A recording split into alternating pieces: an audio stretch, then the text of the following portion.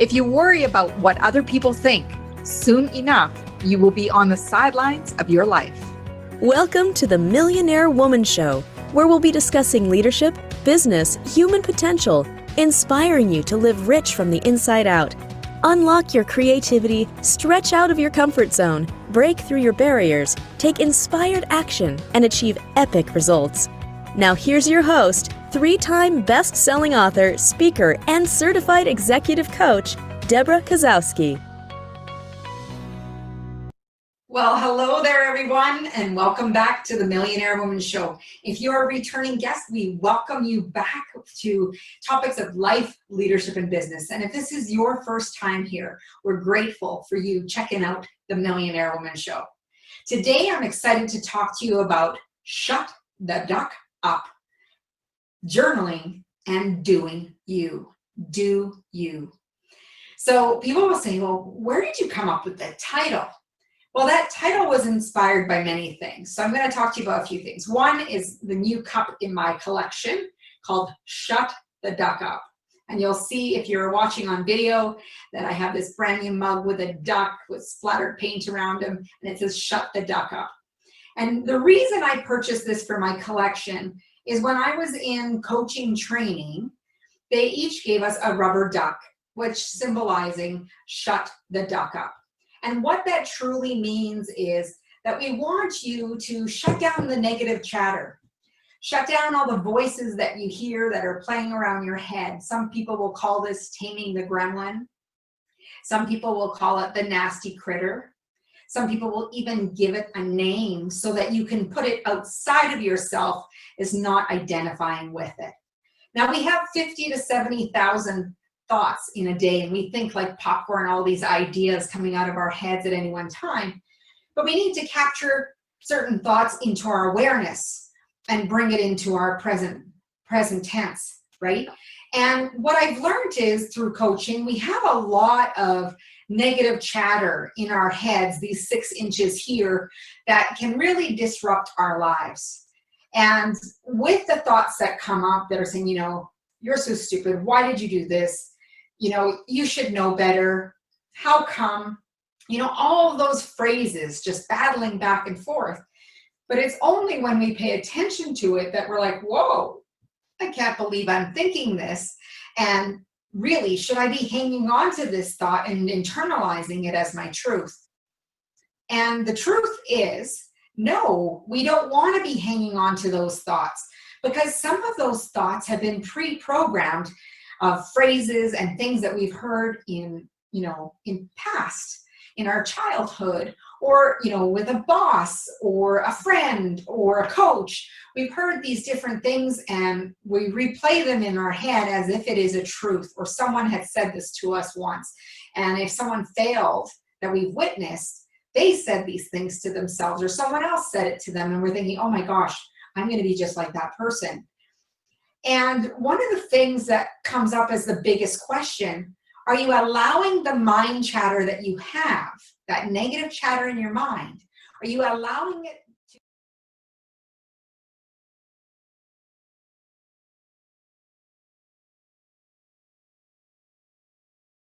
Welcome, friends.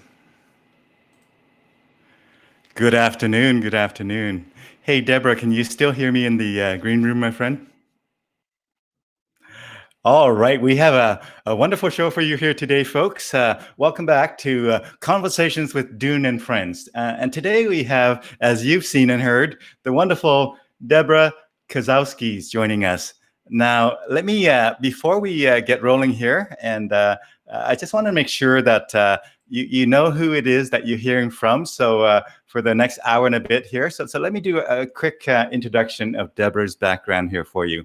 So Debra Kasowski, the charismatic host of the thought-provoking podcast, The Millionaire Woman Show, is really committed to enriching the leadership potential of her countless clients, essentially guiding them to go through within,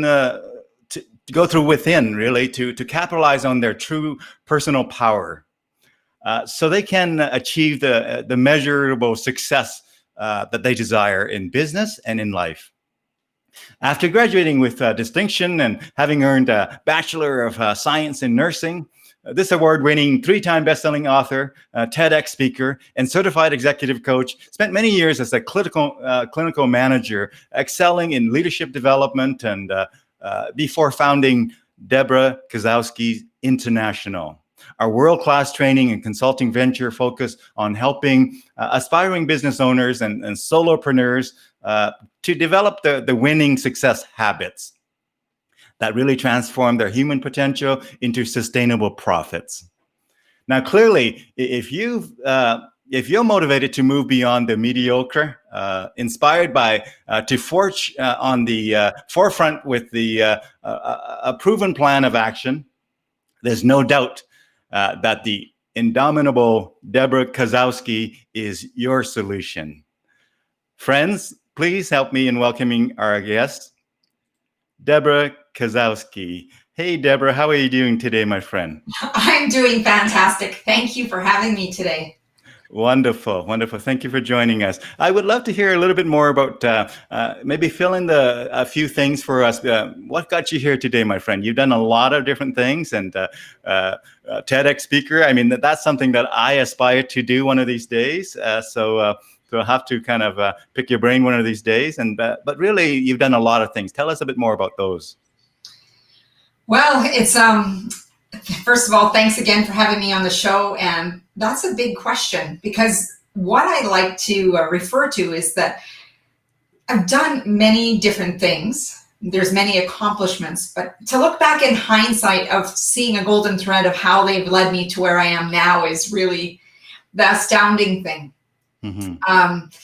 It was several years ago, I was sitting in an audience of 200 people at the Polish Hall in Edmonton, listening to a real estate guru sharing his knowledge about mindset and getting into real estate. And I was sitting in the front row.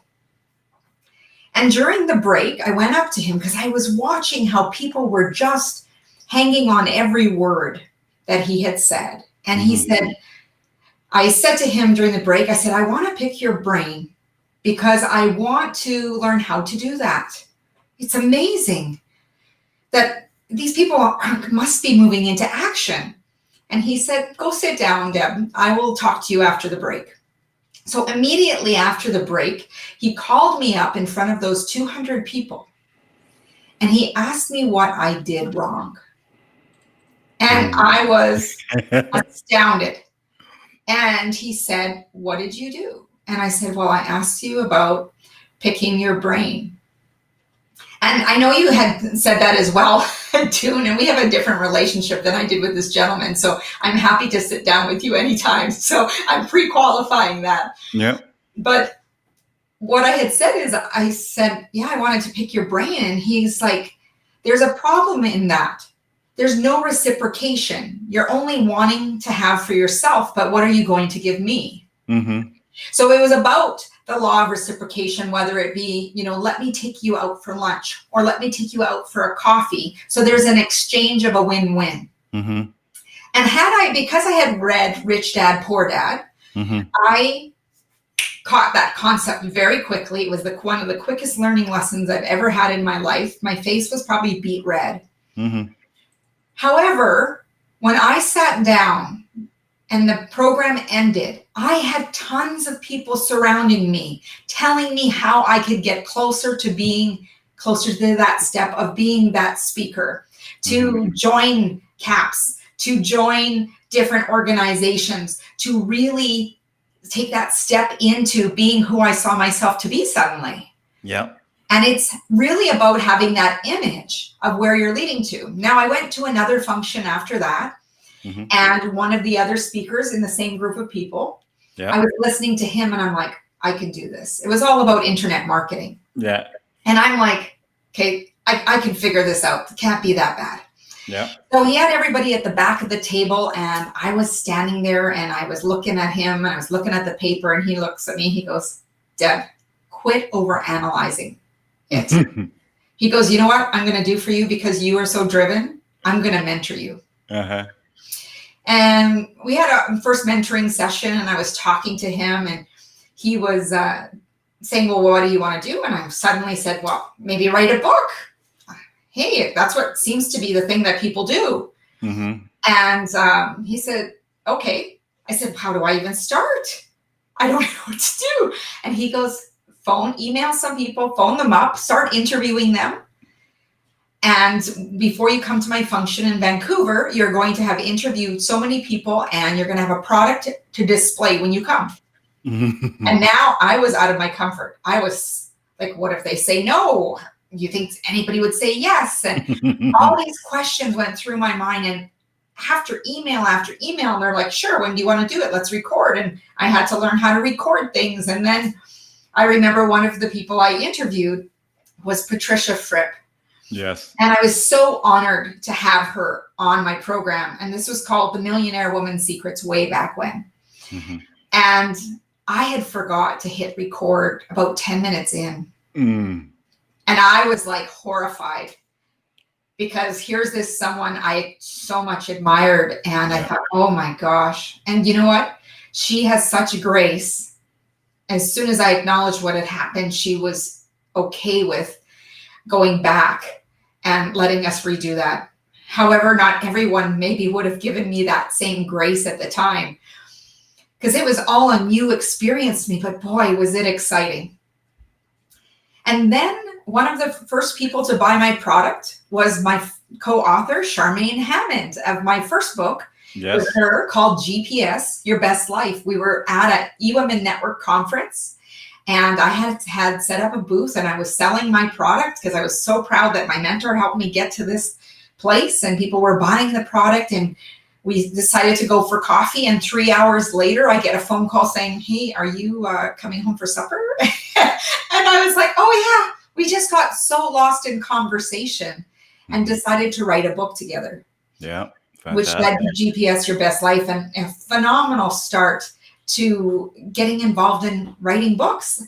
Like growing up, I never thought I would be an author, let alone 3 times best-selling author. Yes. And so that's why I always say, like, hindsight's great, because you can look back at this golden thread that has actually led you to where you are now without even realizing it sometimes, unless you stop and take that reflection time. Yeah. And often when people are looking at the past, they're looking at all the negative experiences, but not always the experiences that led them and built their character to where they are now. You know, so it led to speaking opportunities, being joint ventures in different virtual summits, going to events. In last September, I was, I'll have to backtrack here for a second. It was 4 years ago. I was sitting in an audience at a conference, and I have to laugh because this same thing, you know, I'm sitting in the audience listening to the speaker, and I'm like, I can do that. I can start a podcast. You're, you know, promoting a program that you can teach us how. In the next 30 days, I'll put one out. And 30 days to the day, I launched the Millionaire Woman Show 4 years ago. So we've had some phenomenal guests. And because of those opportunities, I went to the New Media Summit last September as one of the podcast influencers, and being able to share with people podcasting and have many of the people who were there as guests on my show. And the network continues to expand based on being an influencer in the environment, and also sharing how people can step into their potential, their purpose, and really thrive. Fantastic, fantastic. Thank you for sharing that expanded background, and congratulations on your successes along the way on this wonderful journey here. And for our musician friends out there, I have a lot of musicians who tune into this both live and then later on in the recorded version as well. Patricia Fripp is a rock star in the speaking industry and the training and speaking. But did you folks, some of you might be wondering, is she related to Robert Fripp, the guitarist, the famous guitarist? Well, Robert Fripp, yes, actually, Robert is Patricia's brother. So they are siblings there. So there is a connection. If you recognize the name Fripp, Fripp, that's the same last name. Yeah. So tell us, my friend, I'm going to kind of fast forward to the present day here. We're now 6 months into COVID. I'm guessing that you were quite happy and glad and grateful that you started the online journey early on, long before it became a necessary thing. Tell us a bit about your experience with COVID and how it translated into your work online and such. Well, one of the things, I sometimes randomly come on Facebook and do Facebook Lives. And I know at the beginning of the whole journey with the coronavirus, that, people were suddenly, losing their jobs, or they had to work from home. And the one thing I have to remind everyone is that all things are temporary. Whether they be positive things or negative things, they're temporary. They're not long lasting. But what we want to do is extend the positive things for as long as we can, or build a momentum to have more positives. And one of the biggest things was being able to have that structure, ensuring that you just get up in the morning and you continue on. People were commenting, well, I'm in my pajamas, I haven't washed my face, or I haven't put my makeup on. I'm like, that serves you for only so long. Because when you're not feeling good, or you feel yucky, I guess is the word for it, you're not going to perform to your best. And it's been shown. So when you show up every single day as you would have if you were in the office, it makes a big difference in your mindset and how you present yourself, how you show up in the world. So that's where I started initially. And that's when, a lot of us were impacted in a very light ways. And I like to call it, acute stress. We were hit by acute stress, and we often can, rebound back very quickly. However, as we continue on, we've moved into a chronic stress. We see the arrows on the ground. We see the masks on people's faces. There's signs everywhere. And, limitations of how many people in groups. So now we have these threats all around us, and our body still is in that, brain wants to protect you in that fight, flight, or freeze scenario. So it's often hypervigilant. And we have to, now that we're moving into 6 months, when we do our work, it is even more important to journal. Hence, in the beginning, you put up the podcast that was Shut the Duck Up, and it's also about journaling, right? In that episode specifically, I talk about a podcast I had listened to with Dove Barron and Mark Devine on the Unbeatable Mind podcast. They were talking about journaling, and Dove Barron had talked about how the journaling process for him is about vomit and diamonds. And I so resonated with that. Because when you are in certain places of your life, that journaling is not always going to be something that's positive and you're going to see all this wonderful things. When you journal, it is so important just to let whatever thoughts are flowing through your mind, just to put them out without editing. Just let it out. It's kind of like a parking lot. You put it aside, you clear the space, and then when you show up in the world or virtually, you get to show up as your full self because you've dealt with something. You've taken it out of your head, you've inked it, you made it concrete. You can deal with that. But when it continuously circulates in your head, you're not able to move forward. So I continue to work with structure. Where the diamonds come in is that there is a lot of insight. But I don't recommend that people look back at their journals right away after writing it that day. Wait 4, 5, 6, 7, 8 weeks, then go back. And what I've learned is you'll see the things that you were complaining about, maybe venting about, but you allowed it to get out of you. But then there's going to be other ones that are insightful, brainstormed ideas. Things that you can really work with to move ahead in a positive way. So truly, that journaling process is a way to help deal with some of this chronic stress. But also what I've learned is by jumping online ahead of the game, it was easier to transfer. My biggest stressor is that my drive, when I updated my software to my computer, it no longer recognized my webcam. Mm. So I had to go back to my laptop webcam, and I hesitated on purchasing, an external one, because on Amazon or anywhere else, they were either unavailable or 3 times the price. Yeah, I've noticed that. Yeah. And eventually I just broke down, because right now it's not going to change because of the supply and demand. Yeah.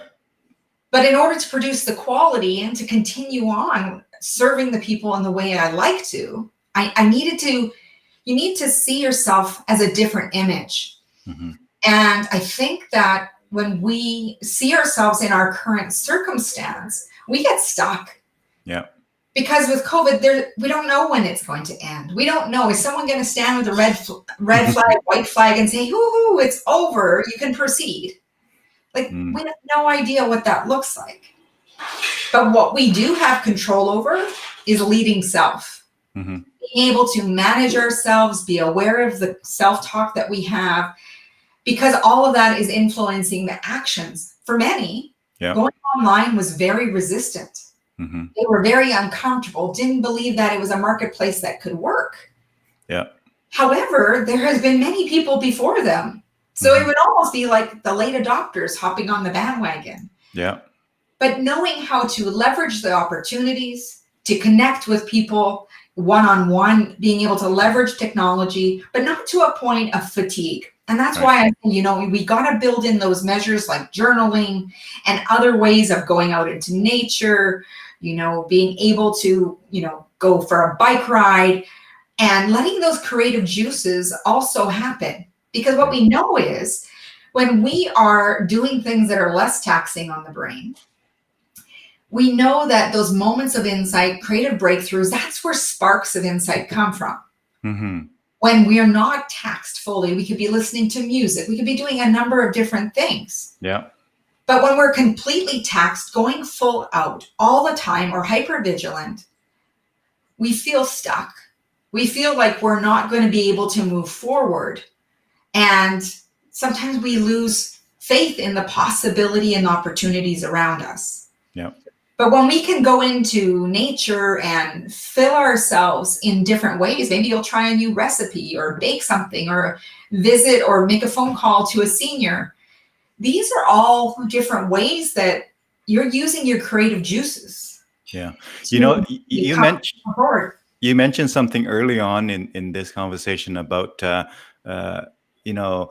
get up and get dressed and get into that mindset, getting into that emotional state, and then take action. And that reminded me so much, and a few of the things that you said since then reminded me of what Tony Robbins have said. We all know Tony Robbins, and I've been to a few of his events. I'm sure you have as well. And he talks about how emotion creates motion, and then motion creates emotion. So there's that circle there, that cycle where, if you want to take different actions, you're going to have to change your emotions. And if you change your emotion about the world, about yourselves, about the situation, then it'll actually create or spawn some other actions, which then will create different emotions. So you just manage that cycle there by, in some cases, just take some action, like get up and get dressed and get right into that mind space, if you will. Sounds like what you're talking about.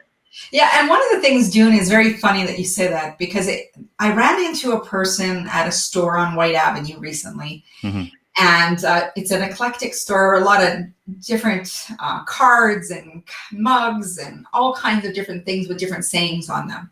So as I was paying for my purchase, the lady said she had a tattoo that says, "Put your shoes on." And I was like, that's an interesting thing to put on like she has it on her foot.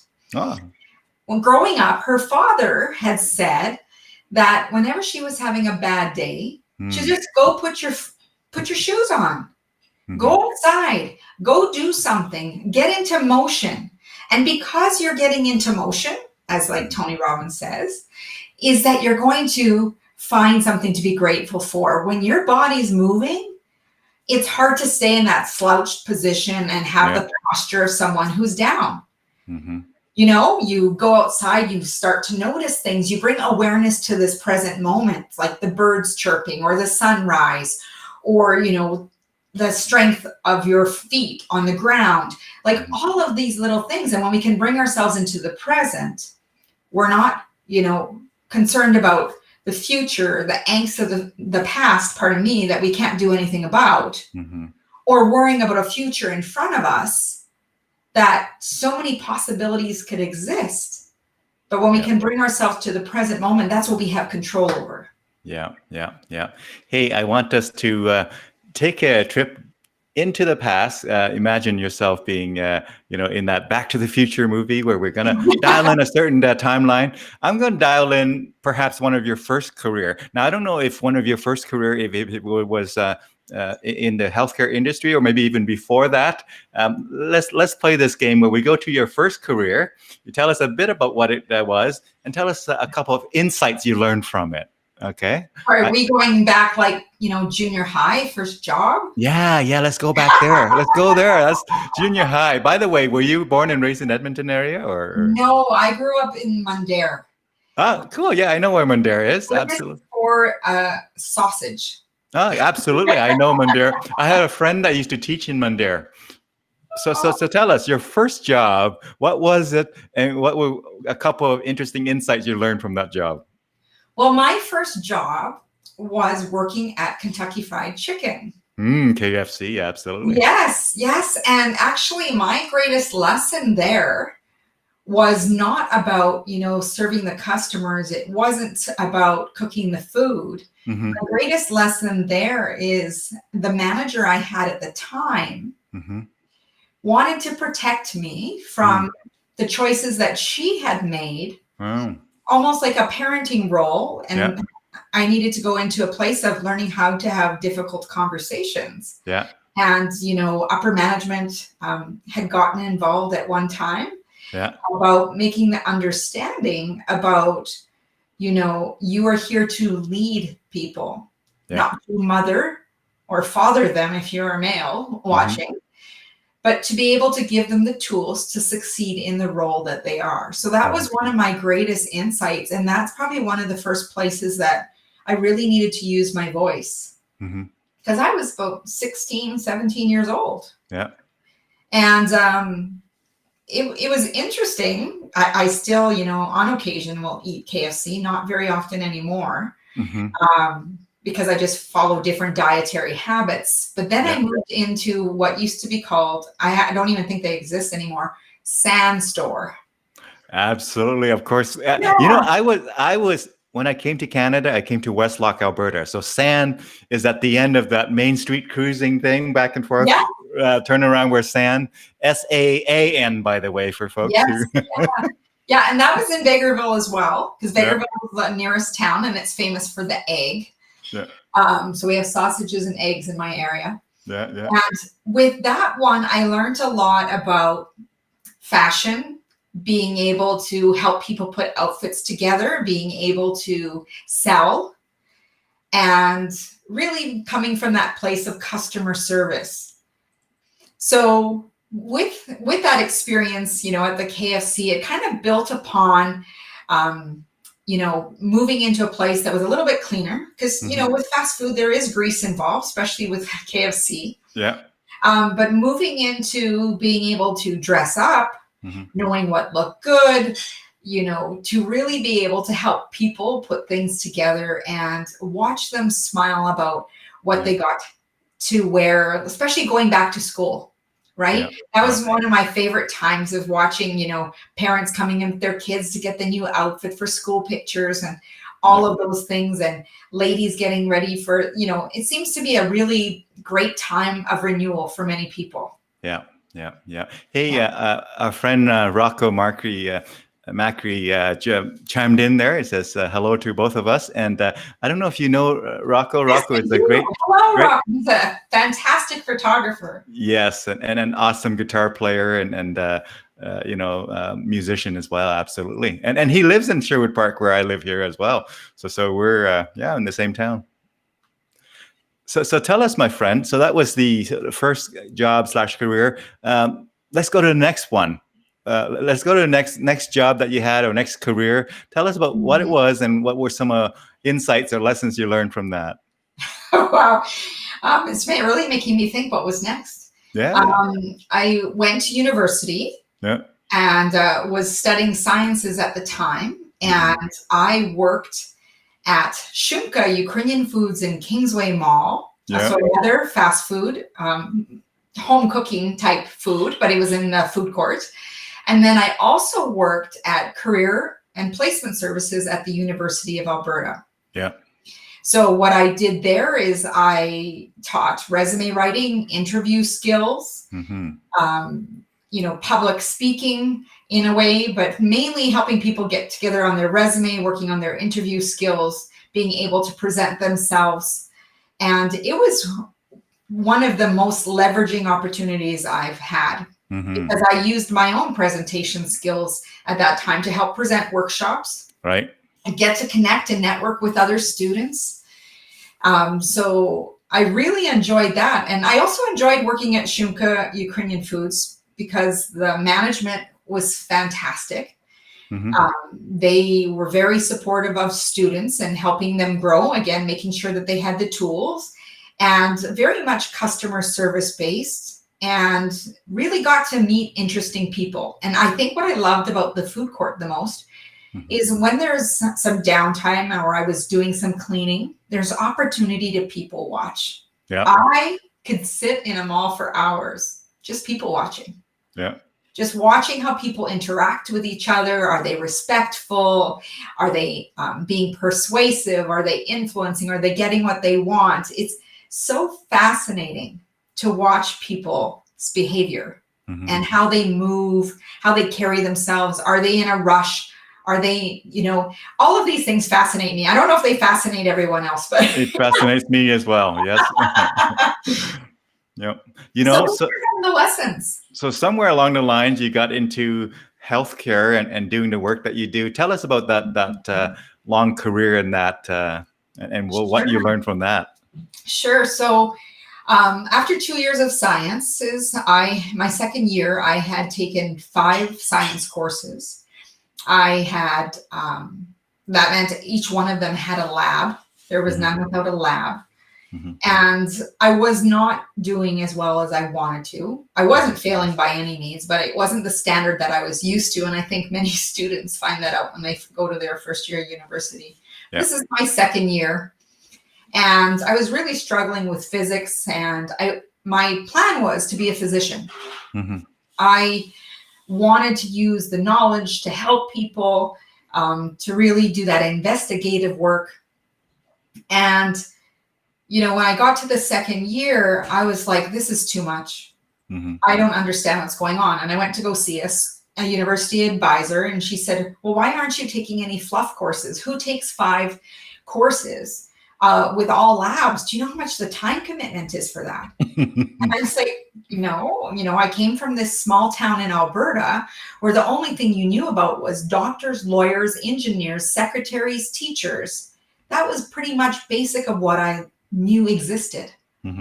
Right? But as I was in university, I learned about different scientists and that there was kinesiology and, home economics and business and marketing. And I was like, wow, those were things I wasn't exposed to. Right. And it was then I had a, big conversation with my parents, and they're like, the next best thing to being a doctor, if this is, I wasn't failing. I probably could have, continued to pursue and just finish the science degree, but I wasn't happy. So I moved into nursing. I went to the Royal Alex School of Nursing, did the 2 years of the program there, and then they had an accelerated program back at the university. Yeah. So I transferred over. I went in through the accelerated program. It just took me an extra year, and then went down to a job fair in Florida and was offered a job on the spot. Yeah. And at that time, in the Klein years, there were no jobs for nurses here. Yeah.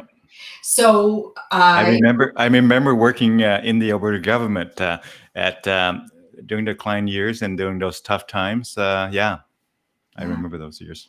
Yeah. So I moved to Florida I went down, I worked as a grad nurse for a year.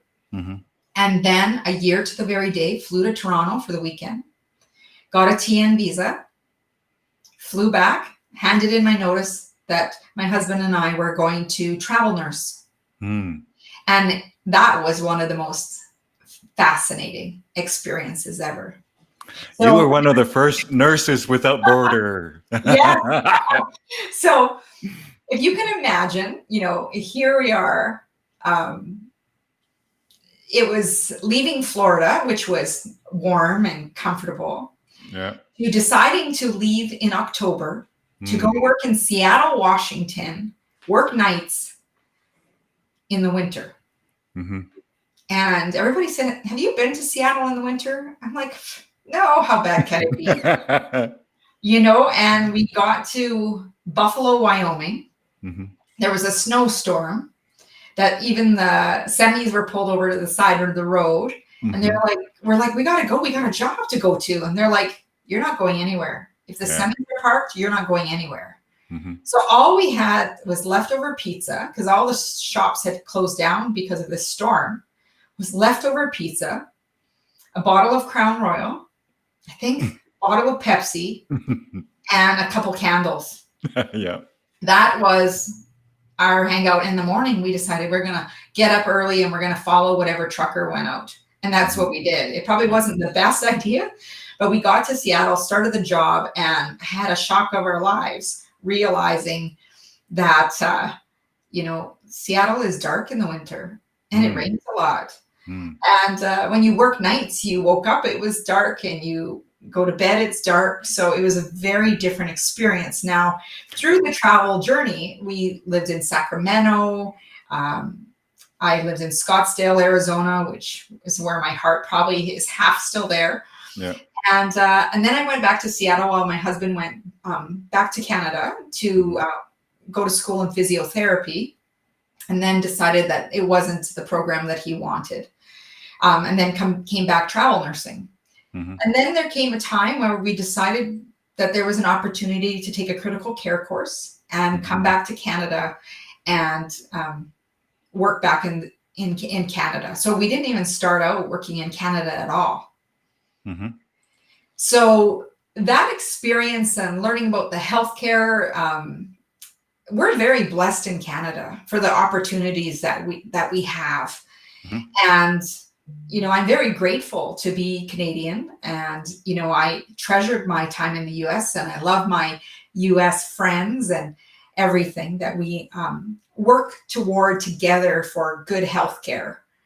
And it was an amazing experience. Like when I worked in Scottsdale, what I loved the most is, and this was right before the Mayo Clinic Hospital was open there, that we had a Mayo Clinic physicians that they mandated that their patient ratio to nursing staff was 4-1 on the floor, so that the patients received exceptional care.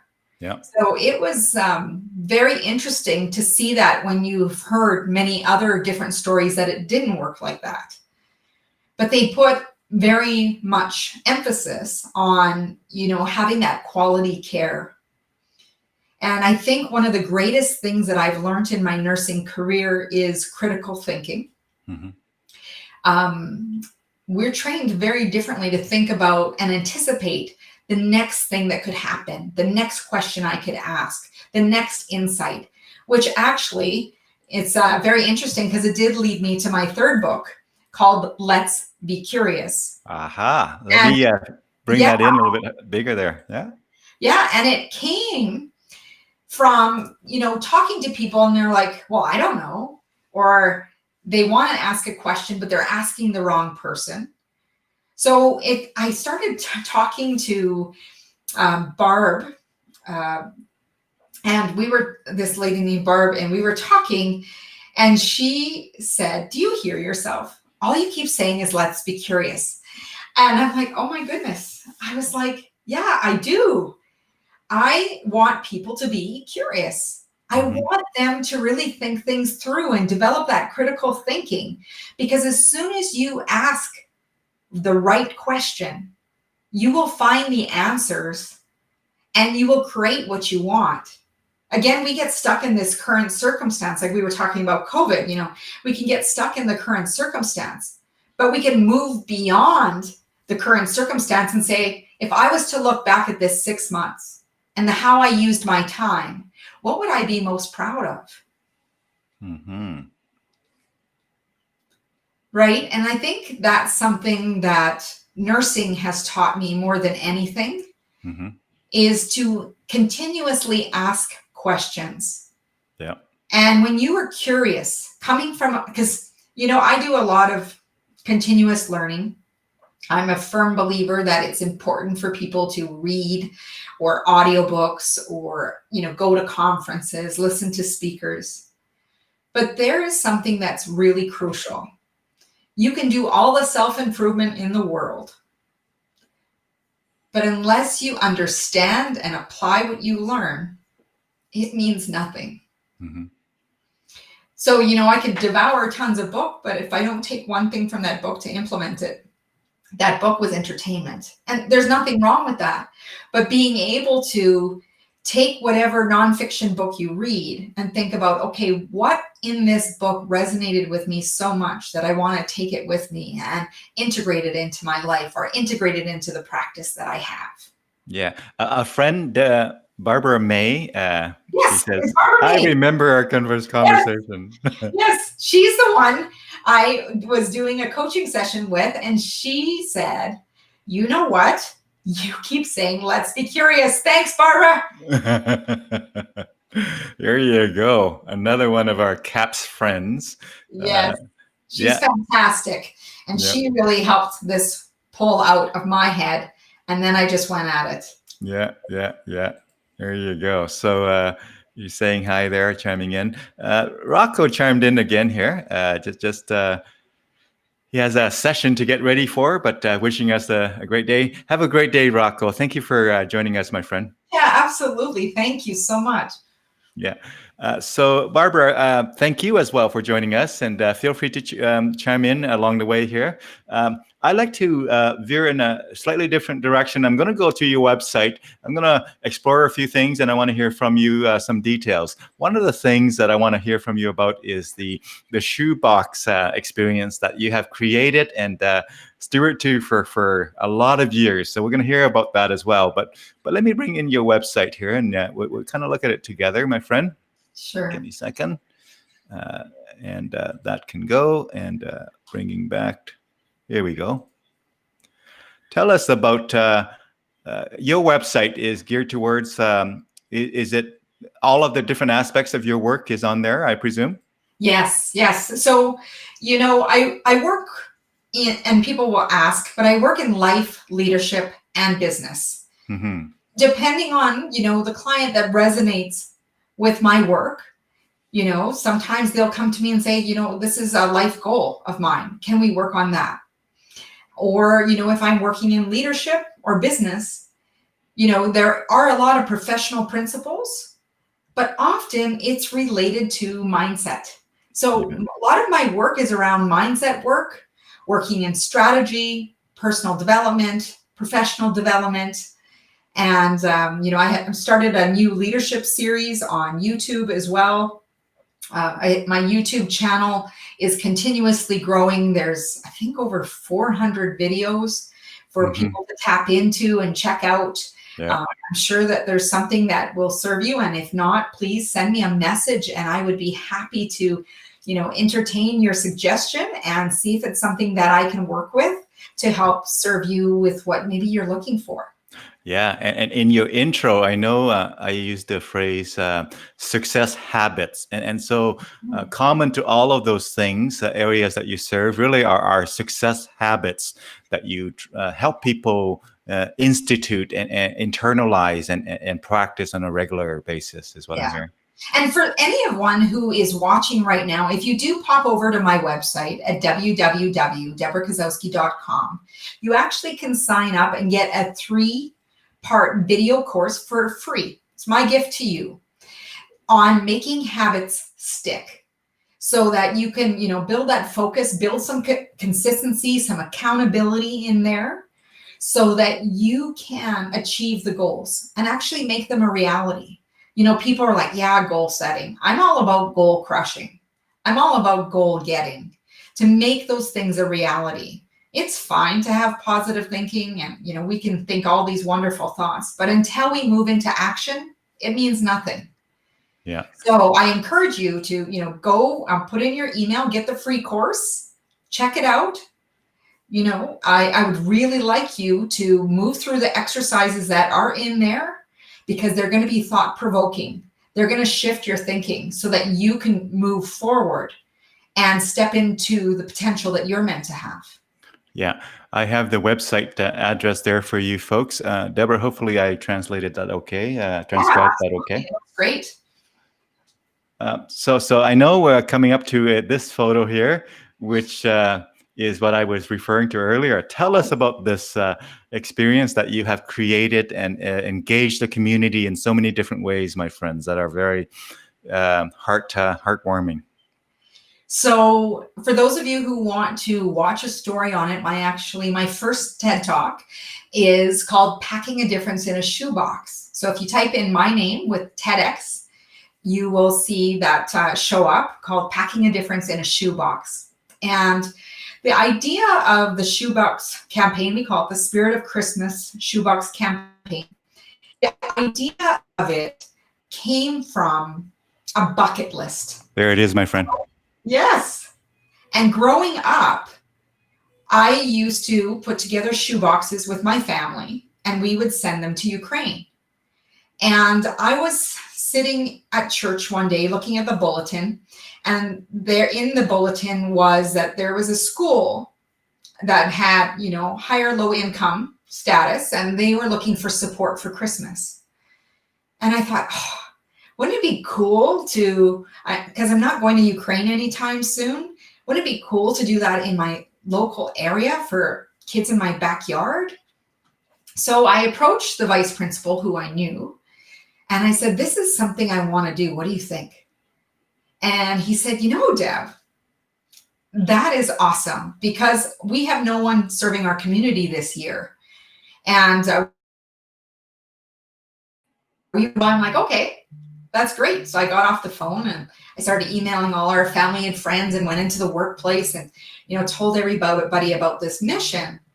And it turned into more than I ever expected. And the impact it's had, my family embraced it. My husband, got totally behind it and has put a lot of work into, the organization of it as well. And I always want to debrief with the volunteers that come along to share where the idea came from. Because one of the lessons that I've learned in this process was that you don't always need to know the how, you need to know the why. Mm-hmm. And my why was being able to watch a child open their shoebox to see if they were as excited as I was putting it together for them. Mm-hmm. And now we've been doing this, and we've done it for, 12 years. And I never have asked for a volunteer. Mm-hmm. The gifts every year, I know my husband got nervous about, whether or not there'd be enough shoeboxes. We've never been without. We start with nothing every year and we end with nothing, but full hearts of gratitude. And it's just been an amazing experience. So we went in that school, 125 kids, we had a countdown. It was, everyone opening the gift at the same time. Yeah, wow. And it was incredible. The energy was incredible.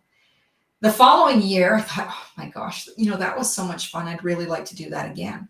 Mm-hmm. So I called up the same school and I said, can we do this with you? And he's like, absolutely, but I have one ask. Mm-hmm. Can you feed us? And then I was like, in my head, I was like, I don't know how to do that. I've never done that before. Who knows how to do that? I don't, so you have all this chatter going in my head, and all I could see, all of a sudden there was this visual of a little girl holding up a plate that said, feed me on it. Mm-hmm. And I was like, how do you say no to that? So I was like, okay, yes, no problem. We'll do it.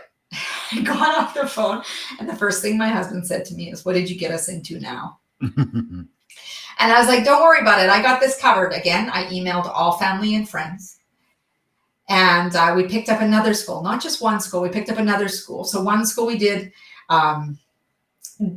it was a turkey dinner. So we, solicited for turkeys, and Nate actually cooked our turkey dinner for us. We had the Little Potato Factory, donate little potatoes for us, and they had a turkey dinner. The other school, I was like, you know what? It's got to be like Christmas morning. So we told the, principal, and we told the school, make it like Christmas morning. Make sure that they are in pajamas, but don't tell them. Just tell them it's pajama day. Mm-hmm. Right? So all these kids showed up in pajamas, and we have our volunteers, as in red and green or whatever they wanted to wear as elves. And, I had done a triathlon earlier that year, and I was like, where am I going to get this pancake mix? I got to get some pancakes. I could go to Costco. And there was a gentleman, Frank Santiago, who was serving pancakes at my triathlon that summer and sampling his jitterbee pancakes. And I had phoned him up, and because I was folding clothes in my kids' room one day, thinking about how am I going to do this? I got so focused on the how, and I told myself, Deb, you got to go back to the why. Go back to the why. Why are you doing this? You'll figure it out. So I left this long-winded message saying, hey, Frank, this is Debra. You know that blonde girl who was talking to you at the finish line? I loved your pancakes. We have mutual friends. And it was just this long-winded message. Mm-hmm. And he actually met up with my husband, pulled out this black goal book that he has, that, being able to serve in a charity way function with his pancakes was very important to him. Mm-hmm. So he came on board and stayed with us the whole time and helping support us in delivering shoeboxes, helping create that pancake breakfast so that we can ensure that kids in our city have full tummies to learn, so that they can do well in school, because really they are our future leaders. Mm-hmm. And to be able to give gifts that some of them otherwise might not have had. Kids getting excited about socks and toothbrushes. And then you're thinking, this is my own city, right? We have so many needs here in our local community that we can step in and serve others in a big way. And, often we think that it might take a lot of money, and it doesn't. It takes a network. It takes a community of people moving together to really affect change. Now, one year we had 5 schools. I was so excited. My kids wouldn't leave our house through the garage like we normally would. Open the garage so they could catch the bus. Yeah. There was 1,300 shoe boxes in my garage.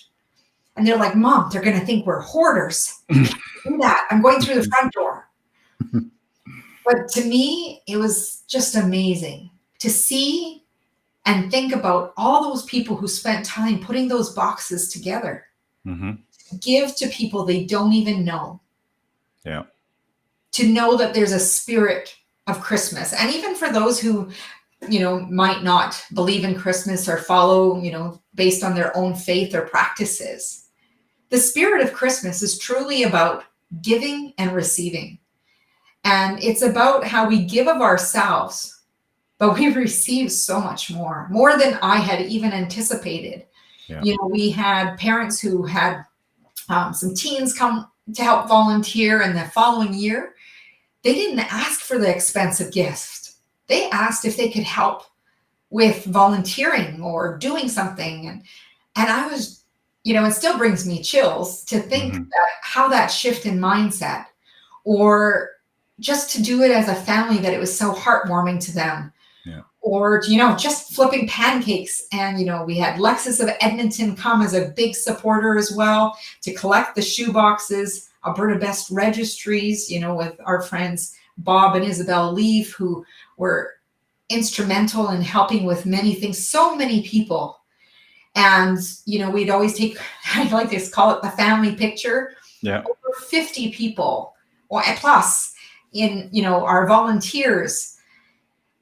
All of those people have made it a success. Yeah. But it started from a bucket list. Yeah. And I really think people who have a bucket list need to follow through on whatever those things are that speak to them, because you don't know the impact. A shoebox making such a difference with the littlest things that we put in there change the lives for many. Yeah. Yeah. Well, thank you for sharing that heartwarming story and all of the insights and inspiration that comes from that. Now, I just want to check here, my friend. I'm hoping we can continue our conversation well beyond the hour mark. Are you okay? I'm good. You don't have a client meeting No, today? I'm good today. Hey, folks, today is Labor Day, right? So we probably have a slightly different schedule for yourself and myself and our viewers out there. Tell us a bit about this.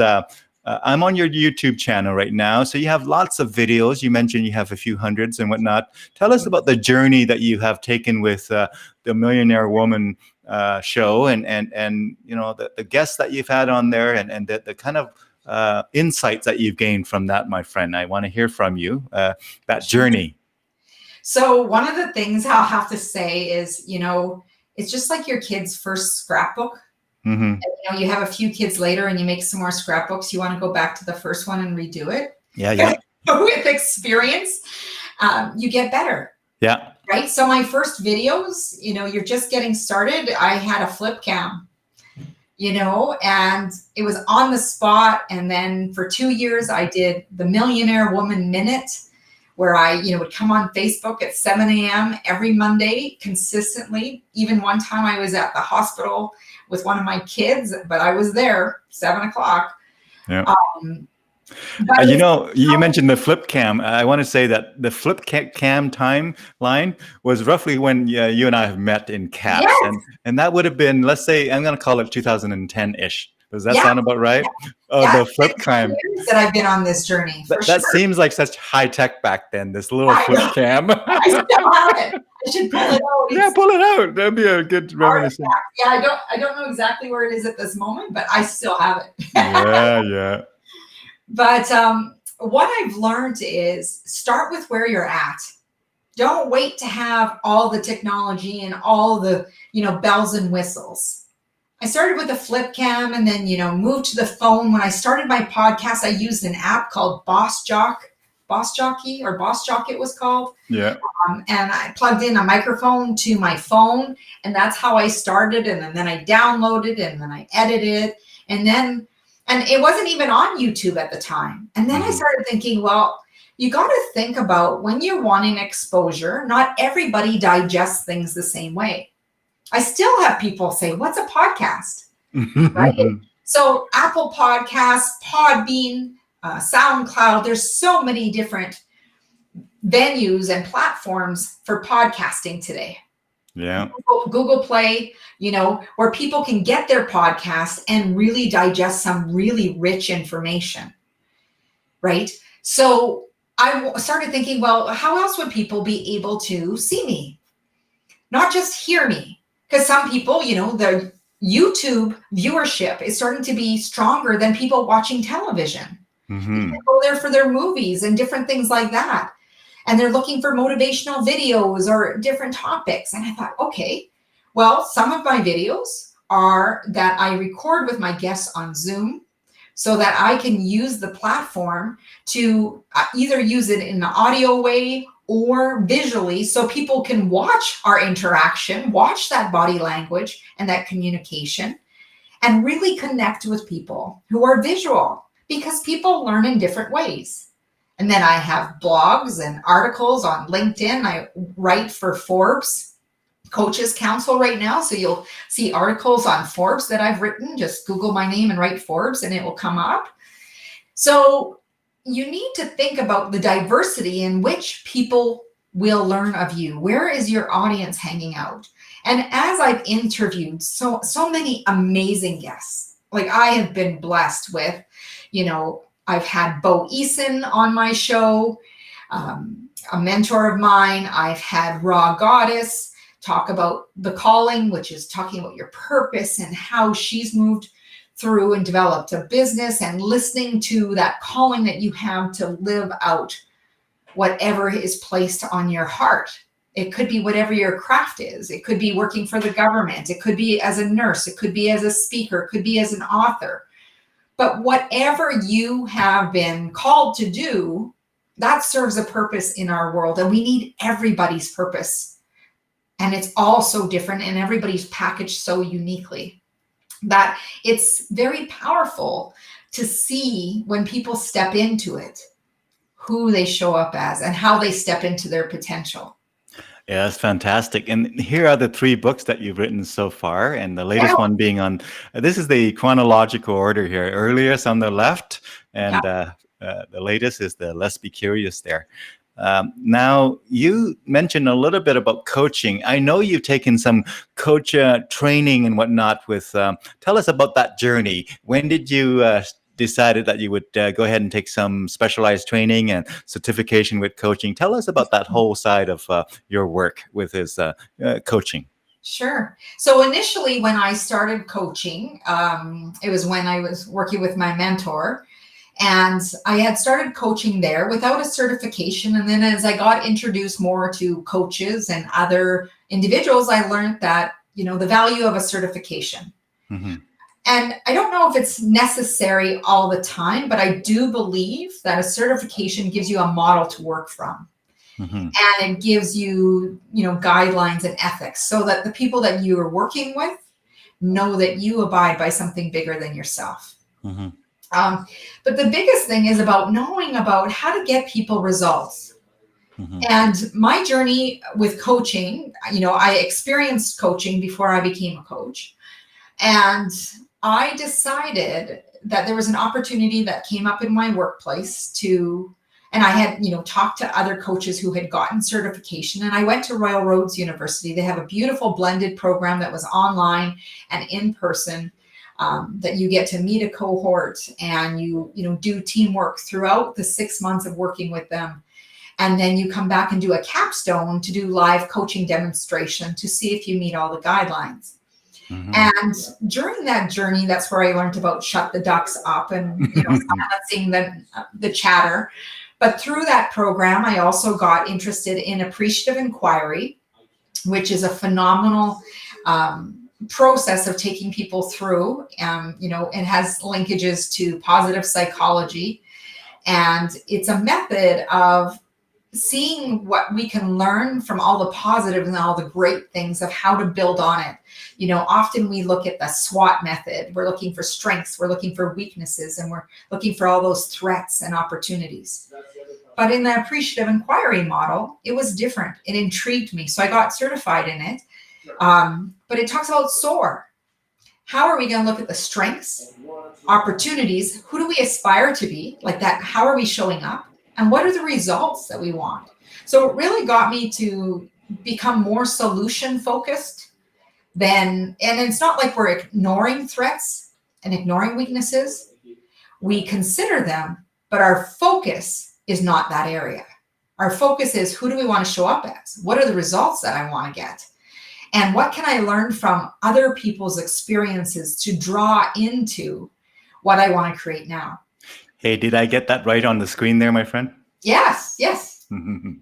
And I also, got certified in emotional intelligence, and all of this stemmed from the coaching program of being intrigued by the process and really understanding how people can manage their emotions, but also paying attention to how they interact with others and how others are receiving their emotions, and learning what blind spots exist for many leaders and individuals in whatever area of life that they're in, to either being impulsive in some areas, to not be able to express themselves, to stuff everything down, which isn't serving them, and, being able to face conflict or difficult conversations with grace and be able to be strong in them, and also protecting the human spirit, realizing that each one of us is on a journey of development, of stepping into who we are.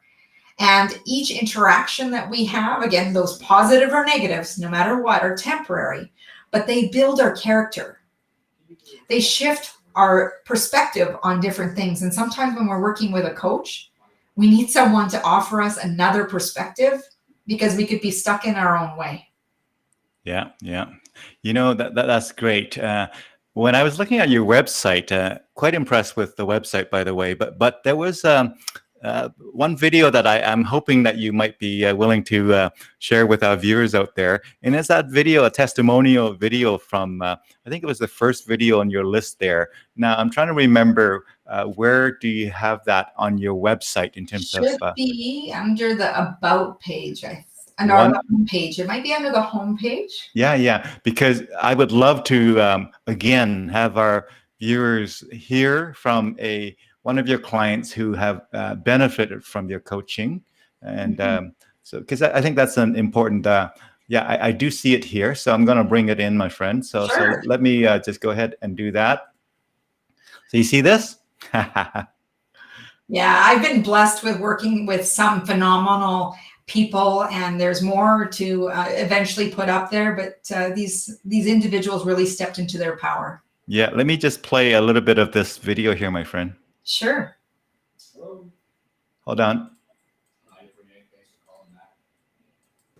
Hi, my name is Jennifer Beatty. I'm the co-owner of a private practice of counseling, coaching, and consulting called Triune Systems, Inc., and we operate out of Lloydminster, Alberta. The objections I initially had to working with Deb were basically concerned that she wouldn't know how to help me with specifically where I was at in my career, and not that she wouldn't be able to help me with the kind of the laser focused moving forward that I might need to do because of a potential lack of understanding of me, of my career, of my profession, of what I had done previously and what I still needed to get done. But I found in working with her that she was great with helping me. She is very skilled at asking great questions and helping me to identify those things that I need to change for myself, helping me to identify business strategy and where I want to be going and the niches that I'm interested in, etc. She was also able to give me a lot of extra insights, some mindset shifts, some different perspectives on what's out there and how I might think of things a little differently, which really just helped me to keep moving forward. She also provided me with an accountability to keep going, and she has things built into her system that encourage accountability, and that you have to keep defining what you're going to commit to and have to keep showing up and saying what you actually accomplished, which kept a fire under my butt and kept me going. And it's persevering when you feel like you don't know what the next step is. That's the hard part. And she has built in strategies within her system to do that. So for anyone who is interested in working with Deb, I would encourage you to do so. She has been a great asset to my business and my business strategy at this point in my career. When I first started with her, I had increased my hours by 50%, and I needed some help with filling them up with clients. And within 2 months, I had completely filled them with clients consistently. And she was a big part of helping me do that. As well, my entire business strategy really has changed as a result of working in this intensely focused way with her. And it's in a way that much more fits with my interests and is more congruent with my life and my career at this point. So Deb has been a great asset in my business and my personal life as well. Thank you.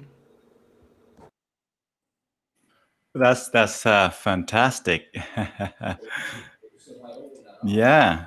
So tell us, my friend, if you look at all the things that you're doing right now, you're doing some coaching, you're some consulting, certainly speaking, and lots of different kind of online shows and really broadcasts and podcasts and all those kinds of things. And I'm probably missing one or two things here. But when you do all of those things, is there a common thread through all of them? If you think about, what is it that binds all those things together? What is it that you're doing with all of those seemingly different activities to some people? So I love how you phrase that, Dune. That's fantastic. It comes back to the signature story, the signature gift, the reason that I feel called to my purpose. And you know what that truly is for me to be able to share my gifts fully with the world and to ensure that all those I interact with or touch in any way, whether it be visual, audio, or through my words that they read, that they are ignited within to be able to move into action, to live out their purpose, to be able to share their gifts with the world. Many years ago, my family experienced a tragic accident in losing, one of my cousins. And the following Christmas of that accident, I had made a special gift that I wanted to give. And I was awaiting my relative to come in the doors, and I was only 8 years old. And I was ready to give this gift, and I kept saying, is he here yet? Is he here yet? And people would say, and I can't remember if it was people or individual would come up to me and say, Deborah, now's not the time to share your gifts. And, I would go slink back into the bathroom, and I'd wait for the door to open again, and I'd come running out. I'm like, is he here? Is he here? It's time. It's time. I have my gift. And they said, Deborah, now is not time to share your gifts. And again, I went back, and I heard the door open one more time, and I went running, and they held me back and said, Deborah, now is not the time. And it wasn't until my coaching program, when they asked us to delve back to how we got to where we are now, to why are we called to do this work, that I realized that there's many times I showed up. I thought I was showing up fully. But deep inside of me was this little girl who was told that now is not the time. And as I went through my experiences, I've decided that, you know what? There is no right time for anything. You can prepare and plan as much as you can, and I highly recommend that. But now is the time for everyone to share their gifts more than anything, especially when I think about COVID. Don't slink back and think this is not the time. Wait until this is over. I'm asking you now.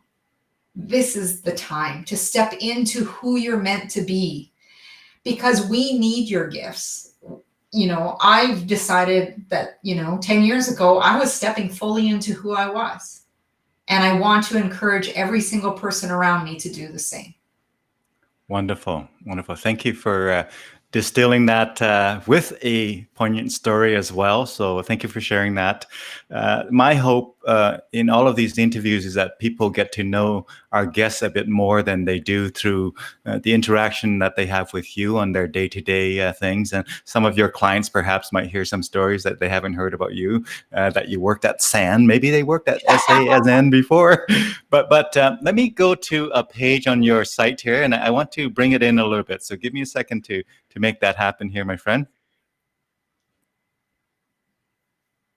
So what I want to highlight for our viewers is that the idea of you have all these different areas that you spoke about, whether it's the show, the podcast, the speaking, and all of these things, coaching, training, and things like that.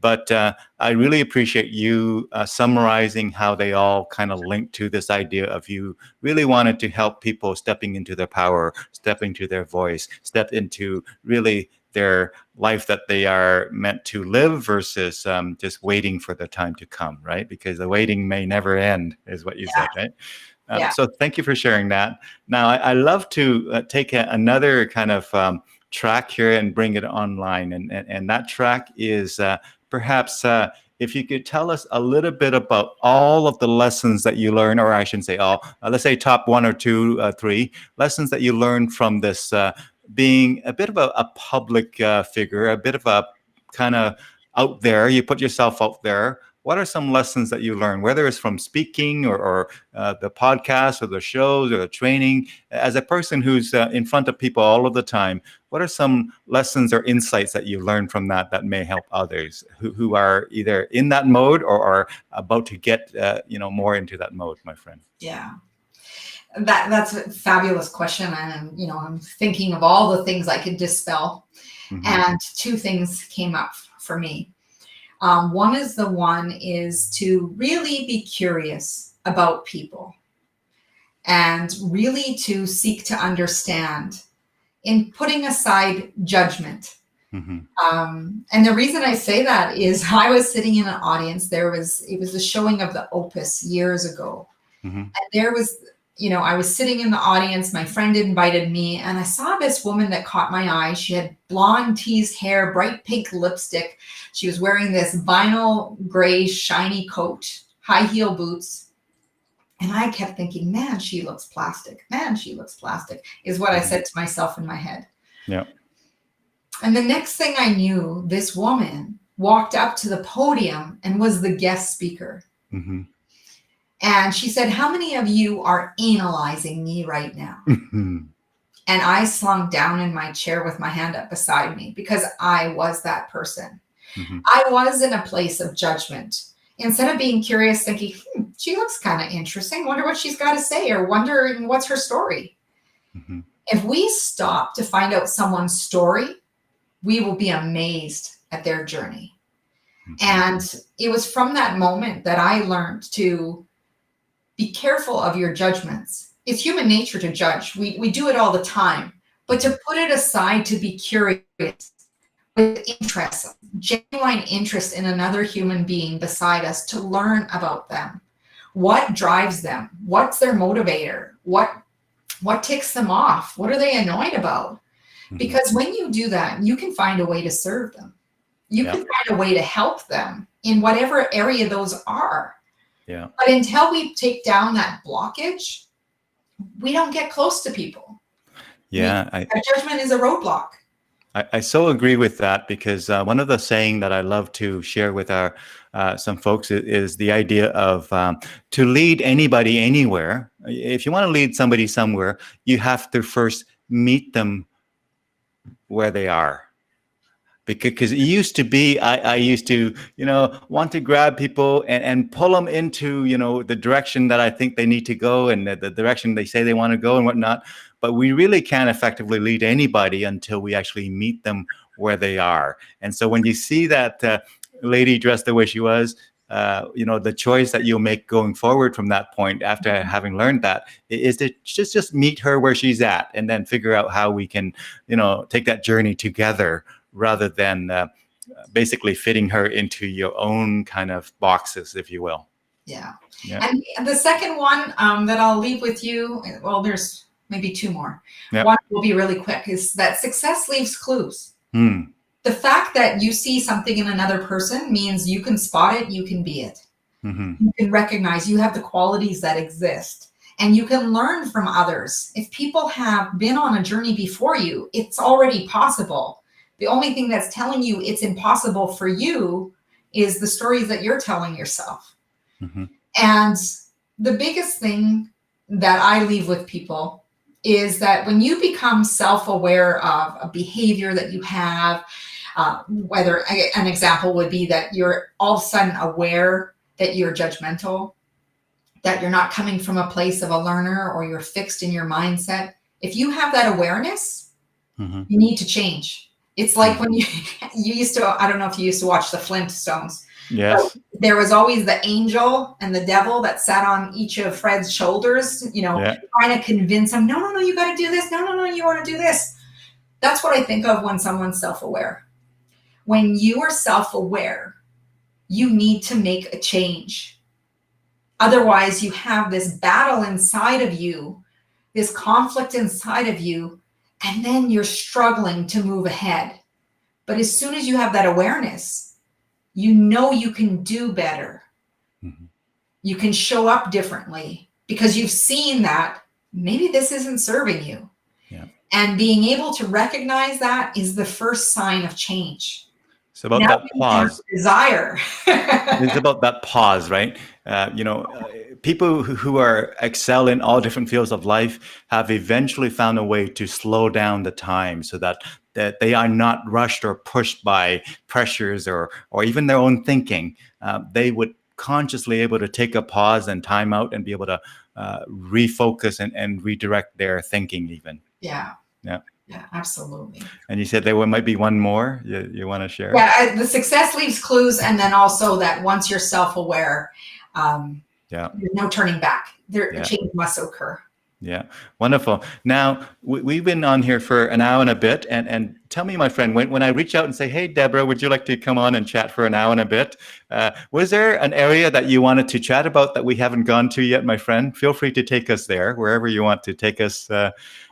Yeah. Wow. Anywhere at all. Dune. I'd be a willing passenger. This has been a phenomenal interview.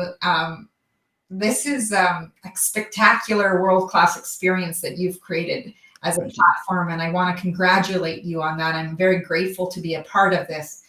You've traveled with me along many journeys, depths that I haven't really shared with a lot of people. So it's been incredible to be here. And, I do work virtually. I can work with anyone around the world through coaching, speaking, virtual presentation.